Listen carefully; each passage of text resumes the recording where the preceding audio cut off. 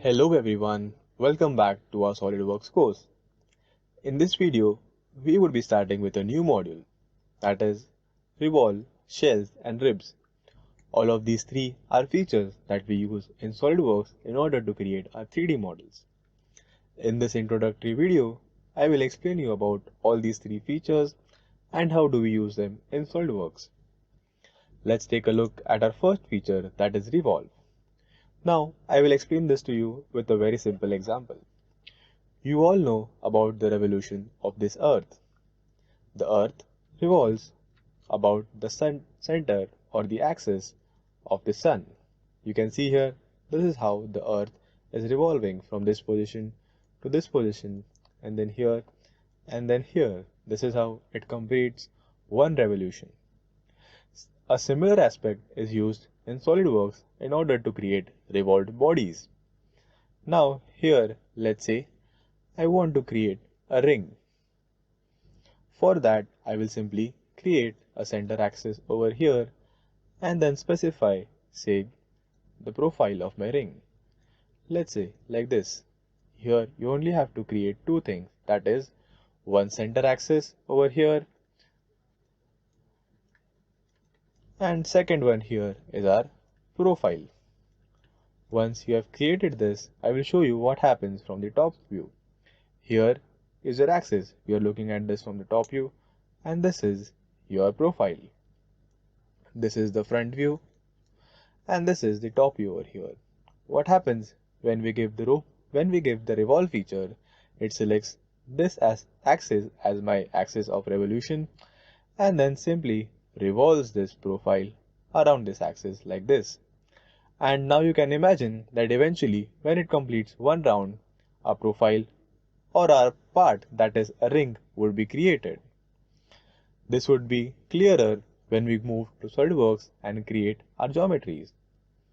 I hope the process behind revolve or the terminology behind revolve is clear. We have a center axis and we have a profile. Now we will move to our next command or feature in SolidWorks, that is the shells. I hope you all have seen these boxes wherein PCBs are housed, or simple boxes of any sort. Shell is self-explanatory in itself. Here we can see that we have created a shell from a box here and we have a certain wall thickness. I will again explain this to you with the form of a sketch. Let's say I create a cuboid over here like this. It has a certain height and all the other dimensions. Now let's say I want to create a shell from this body.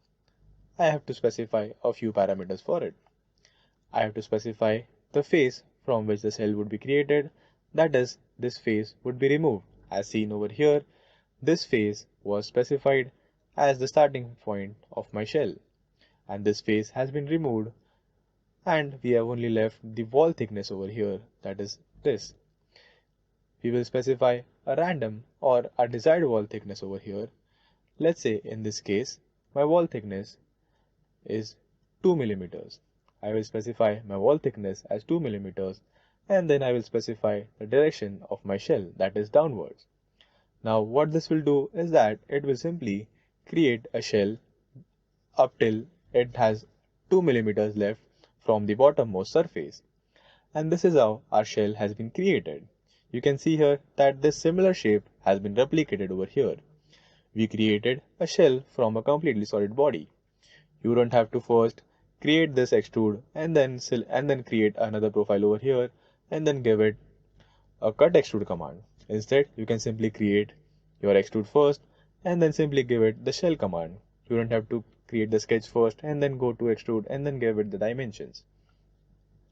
This is how you can easily create a shell. I hope the shell command or the use of the shell command is clear to you. I will clear this all from the screen and move to the next command, that is ribs. Now ribs are nothing but supporting features. Ribs are used to add strength to our members. Let's say we have these two members over here. I will show you this from the side view. This is how it would be looking from the side view.